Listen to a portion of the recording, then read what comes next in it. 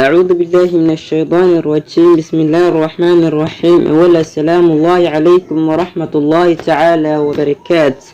halkaad nala socotaa waa kanaalkeenii Samaan Cataynijeyki waxayna hadlayaan waa Ustaad Samaan.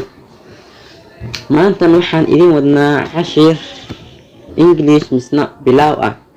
waxaan ugu talagalnaa cashirkaani ardayda bilaaw ah. arday badan baa jirta oo bilaaw ah oo isoo macluumaad cashirada bilaaw ay noo soo gilaydahay oo waxay dhaheen ma la qabsan karno cashiradan dheer ay soo gelinaysa anaga bilaaw ayaanay cashirada bilaaw noo soo geli.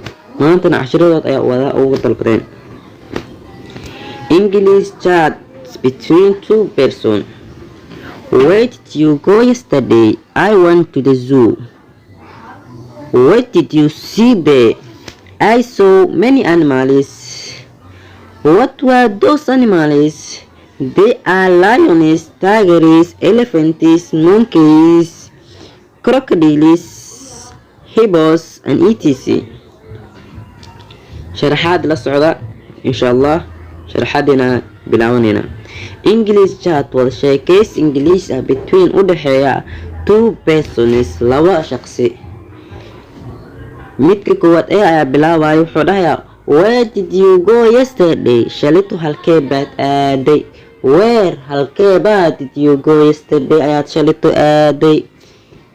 b wuxuu dhahayaa I went waxaan aaday to the zoo beerta xayawaanaadka. I went waxaan aaday to the zoo beerta xayawaanaadka. What did you see? maxaad ku soo aragtay dee halkaasi aad aaday maxaad ku soo aragtay? I saw waxaan ku soo arkay many animals xayawaano badan.